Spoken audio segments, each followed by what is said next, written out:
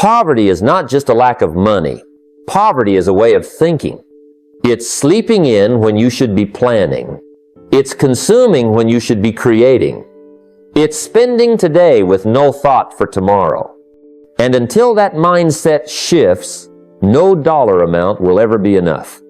The wealthy, they build systems. They master small disciplines. They do what's necessary, not what's easy. And they repeat it day in, day out, whether they feel like it or not. You want to be wealthy? Then stop chasing money and start chasing the daily behaviors that attract it. Because in the end, it's not riches that make you rich. It's the routine behind the riches that creates wealth that lasts. If there's one thing I've learned about money, it doesn't like chaos. It avoids confusion. Money flows toward clarity, and it flees from the fog. See, people don't lose wealth because they're not smart. They lose it because they're unclear. They don't know where it's coming from, where it's going, or what it's really doing. And when you operate in confusion, money slips through your fingers like water.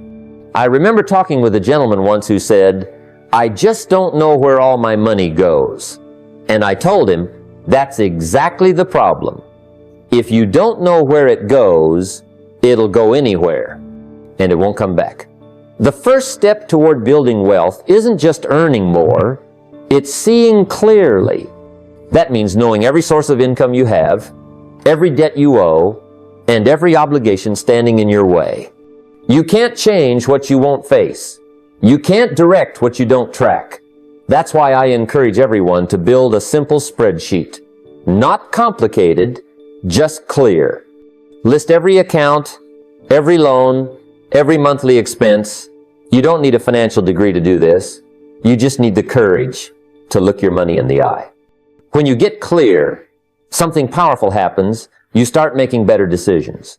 You start noticing patterns. You stop hiding from the numbers and start using them as a tool. That clarity builds confidence, and confidence builds momentum. And when you have momentum, wealth isn't far behind. Don't wait until it's bad enough to get organized. That moment of discipline, the one where you take an hour to lay it all out, that's the moment money starts respecting you. Not because you're perfect, but because you're aware. Because you've stepped out of confusion and into command. And remember, money responds to vision, not emotion. Now, I wasn't always a man of means. I used to point fingers just like anyone else. But I remember the day it changed. I looked at my checkbook and said, this is me, not my mentor, not my neighbor, not the president. And that's when growth began. See, responsibility is powerful.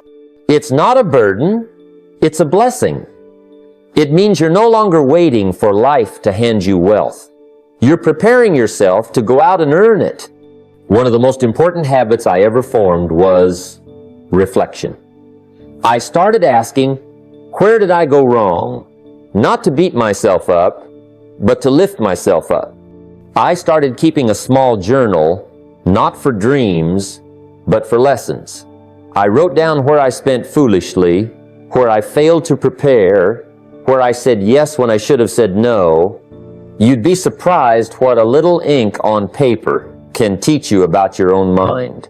Wealth begins not when you get your first big break, but when you take your first honest look in the mirror and say, I am responsible. That's the line in the sand. The shift from poverty thinking to prosperity habit starts there.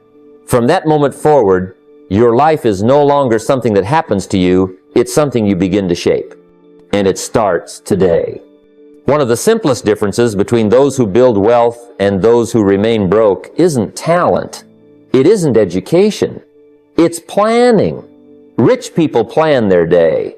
Poor people survive their day. Wealth, my friend, is not a lucky accident. It is a deliberate construction.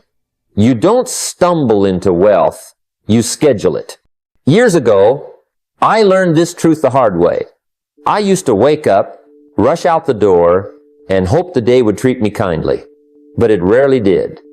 My money ran me instead of me running my money. I reacted to bills, to temptations, to emergencies. Then one day, I heard the phrase that changed me. Don't start your day until you've finished it. What it meant was simple. Decide how your day will go before it even begins. So I began a habit, and it stuck. 10 minutes every morning. That's all. 10 minutes to sit with my notebook, write down what I spent yesterday, what I earned, and what my financial goals were for the day. I wasn't managing a fortune yet, but I was managing myself. And that's what most people miss. You don't have to have $1 million to act like a millionaire. You build a mindset long before you build a bank account. Each morning, I'd ask, what am I earning for? What am I spending for? Because when money has no plan, it finds its own path, and it rarely leads to wealth. Planning doesn't mean you control every outcome. It means you train your attention, and where attention goes, money flows. If you want to change your financial future, start by taking charge of your financial present. Wealth doesn't come to the most intelligent, it comes to the most intentional. 10 minutes of planning can be worth more than 10 years of wishing. If you don't design your own life, I promise you, someone else will. And guess what they have planned for you? Not much. See, life has this funny way of handing you the scraps when you don't sit at the table with a blueprint in hand. The wealthy don't end up with freedom and choices by accident. They got there because they were intentional. They designed their lives before life could design something lesser for them. When I was young and broke, I used to drift. I let the winds of circumstance decide where I landed. No plan, no map, just movement. But movement isn't progress. You can circle a drain and call it effort, but that doesn't make it achievement. Then I heard someone say, if you don't like where you are, design where you want to be. That lit a fire under me. I picked up a pen and started sketching, not just numbers, but a vision. What did I want my finances to look like in 1 year? In 5? Not just the dollar amount, but the feeling. The freedom to give. The time to rest. The ability to say yes to what matters and no to what doesn't. I saw the house, the investments, the passive income. But more importantly, I saw the man I'd have to become to live in that picture. And that's where the real work began. I started to live by design. I made decisions based on where I was going, not where I was. Every small choice, what I read, how I spent, where I went, it all began to align with the picture I had drawn. And slowly, my life caught up with my design. It's a strange thing, isn't it? We live in the information age, surrounded by knowledge, videos, books, courses, yet so many are still broke, confused, stuck. Why? Because knowledge is not the finish line. It's the starting point. Don't let your learning lead to knowledge. Let it lead to action. I've met people who've read every finance book on the shelf, but their bank account was still running on fumes. Why? Because they mistook education for execution. Now, don't get me wrong, reading is essential, studying is vital. But the purpose of learning is not to look smart, it's to live better. Wisdom that sits on a shelf is just decoration. When I was starting out, I used to take notes like a madman at every seminar. I filled journals. But then I looked at my life and thought, well, nothing's changing. That's when it hit me. Information without implementation is just entertainment. So I made a new rule for myself. Every time I read a book or attended a lecture, I had to pull out at least one idea and do something with it. Just one. I remember reading a small section in a book about compound interest. Nothing earth-shattering, just the basics. But I didn't stop at understanding it. That same week, I opened an account and started with a small, consistent deposit. That simple action born from a paragraph, turned into thousands over time. The learning became wealth because I moved, learn, apply, refine, repeat. That's the rhythm of transformation. So if you're a reader, a student, a seeker, good. But now become a doer. Pick one idea, one principle, one strategy, and move. Wealth doesn't come from what you know. It comes from what you do with what you know. It's easy to look at a bank account and think it measures your potential, but it doesn't. It measures your philosophy. That's the real truth. Your potential is infinite, but your philosophy, that's what you're living out every day. What you believe about money, about wealth, about yourself, that's what shapes the numbers in your account. I remember a young man who came up to me after a seminar. He said, "Mr. Rohn, I work hard, I hustle, but I'm still broke." I asked him, "What do you believe about money?" He looked puzzled. I said, "Do you believe you deserve to be wealthy? Or do you think money is evil? Do you think rich people are greedy? Or do you believe wealth comes to those who serve greatly?" He had never thought about it. You see, if deep down you believe money corrupts, you'll never allow yourself to have much. If you think wealthy people are bad, your subconscious will make sure you don't join their ranks. Your beliefs are like invisible instructions to your behavior, and your behavior builds your bank balance. For years, I had to unlearn the idea that money was only for the lucky, or the chosen, or the ruthless. I had to replace those thoughts with better ones. Money is a tool. Wealth is earned through value. Success is a result of service. When I changed the script in my mind, I started writing a new story in my life. Here's what I recommend. Take 10 minutes, grab a notebook, and write down 5 beliefs you hold about money. Then ask yourself, do these beliefs serve me or sabotage me? And if they sabotage, rewrite them. Install new beliefs that empower instead of limit. You don't get wealthy by luck. You get wealthy by alignment. When your beliefs, behavior, and vision all point in the same direction. Success doesn't ask for brilliance. It doesn't demand genius. What it asks, what it quietly waits for, is discipline.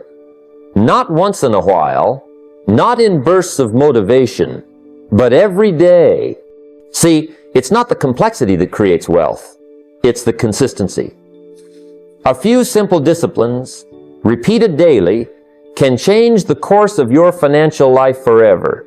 Let me tell you, it wasn't a grand moment that changed everything for me. It was a small decision. I decided to start my mornings not with panic, not with noise, but with purpose. Just 5 minutes. That's all. I'd sit down with my notebook and review my financial goals.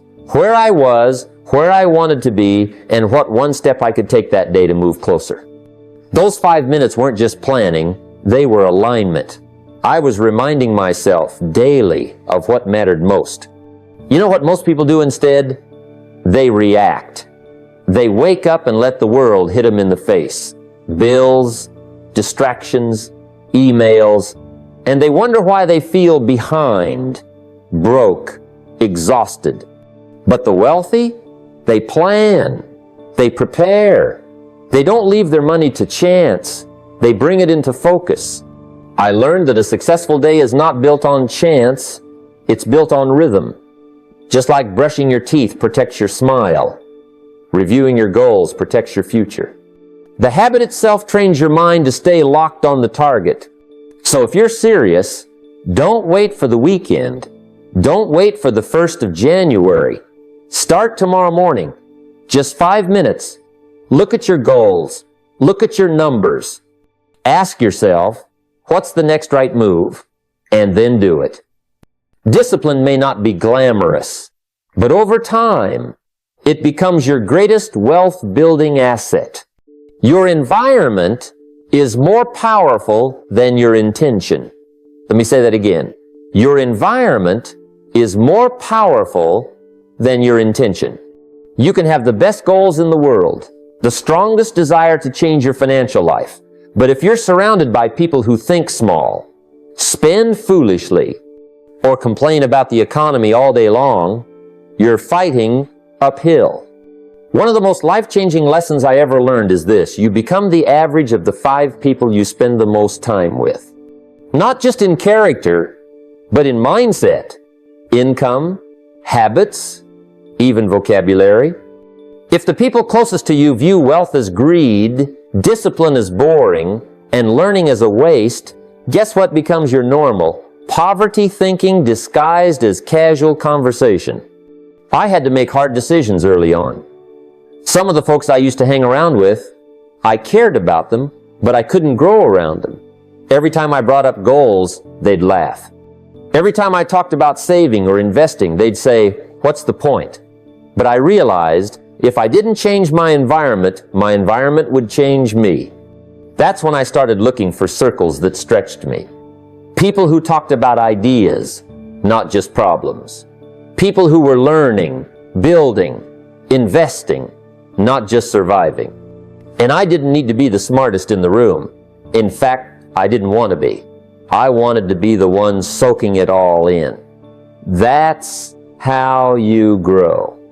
In today's world, you don't even have to wait for those people to show up on your street. Join a wealth-focused community online. Listen to a podcast. Read the books. Attend a seminar. Even virtual mentors count if their mindset becomes part of your environment. Because in the end, if you sit at the table of wisdom long enough, you start to eat like the wise. One of the great shifts in my financial life happened when I finally understood the difference between owning something and being owned by something. You see, too many people spend their lives buying things that look rich, but make them poor.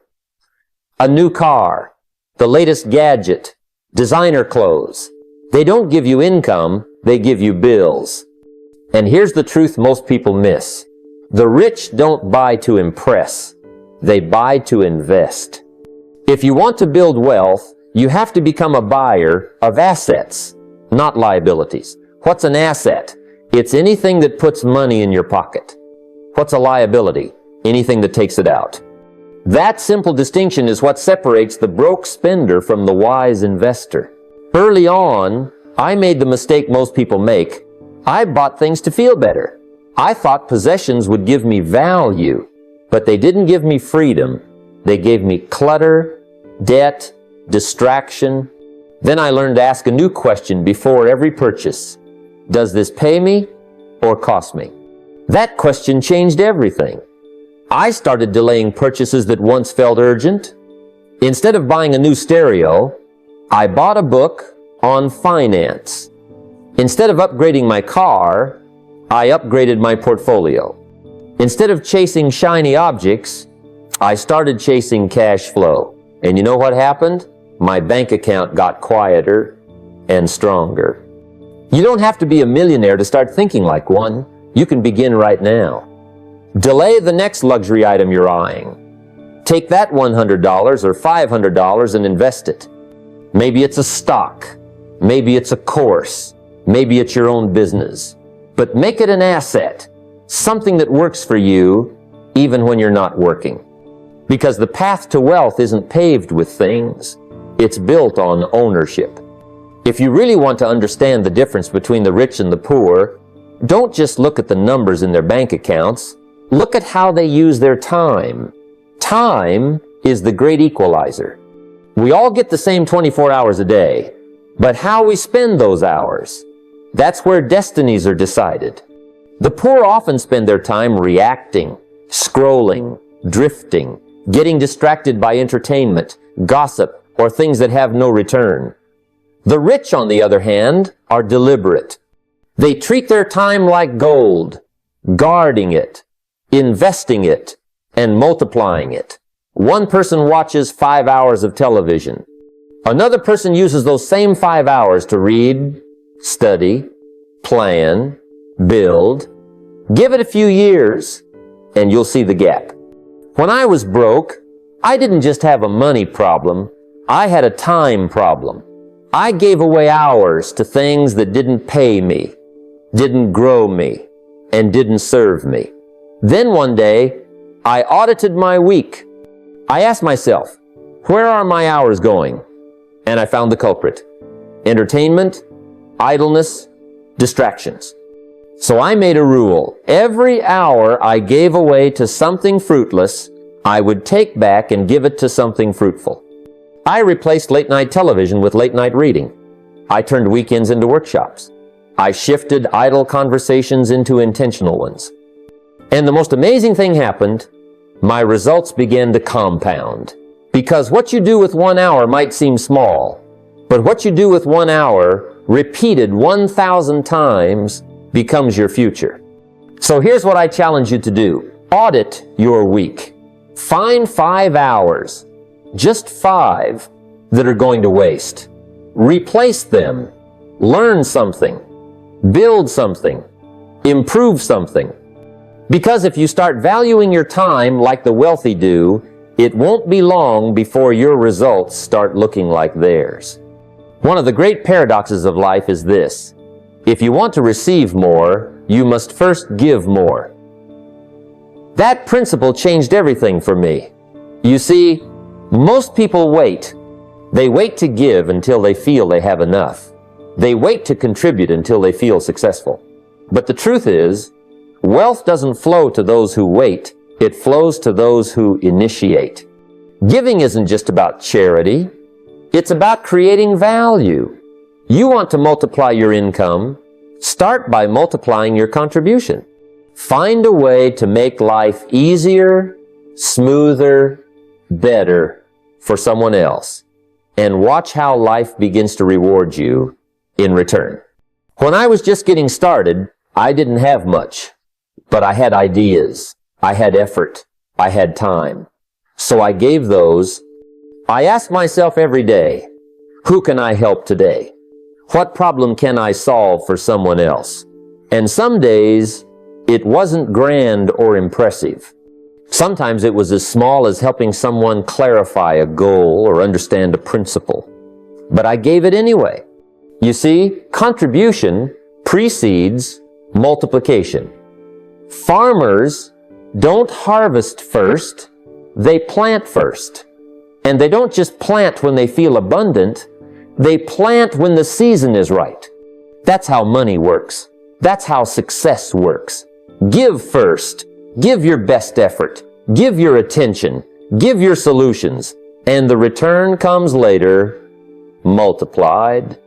One of the greatest questions you can ask yourself every morning is, how can I solve a problem today? Not someday, today. Don't underestimate what one act of value can create. That single seed can become a forest. So start giving before you feel ready. Start contributing before you think you're successful. Because the moment you begin pouring out, you create room to be filled. And in that space, growth always follows. Wealth is not a bank balance. Wealth is a way of thinking.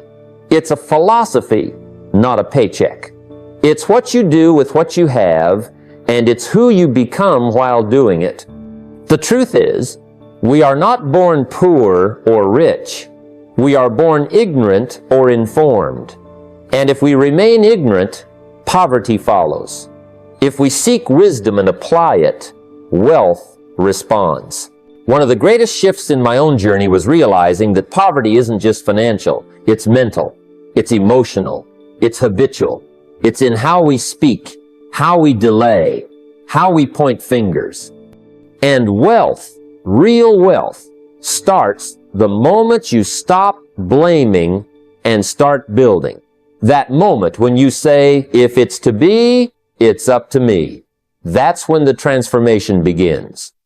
Discipline is the bridge between dreams and achievement. You can dream of a better life, you can hope for it, but without discipline, without routine, without structure, it's all just smoke. I often say success is hidden in your daily agenda. It's not in the lottery ticket or the windfall. It's in whether or not you did what you said you would do, even when no one was watching. Especially when no one was watching. And I'll tell you this, money flows to clarity. Confusion repels it. If you don't know what you want financially, if your goals are vague, if your records are scattered, if your habits are inconsistent, money won't stick around. But if you are clear, if you are committed, if you are consistent, money finds you. Opportunity finds you. Doors open. Because money likes order, and order is a decision. You must respect money, not worship it, but respect it. Because money is a reflection. It reflects your habits, your philosophy, your sense of value. If you're careless with $5, you'll be careless with $5,000. That's not a money problem, that's a mindset problem. So start treating small money like big money. Track it, direct it, appreciate it, and watch it grow. And while you're at it, remember this. Your net worth is not your paycheck, it's your behavior. It's what you own, not what you earn. Some of the highest income earners are also the highest stressed people, because they spend what they make. And some of the quietest millionaires are people who simply learn how to keep more than they spend. They learned that it's not about impressing the world. It's about building freedom. And freedom, my friend, comes from ownership, from acquiring assets that work while you sleep, that pay you long after you've put in the time, that give you back your time, your choice, your life. The wealthy don't just buy luxuries, they buy leverage. They buy things that produce, things that grow. They delay the toy so they can build the tool. And if you can learn to make that same choice again and again, you change your future. But it's not just about what you do with your money.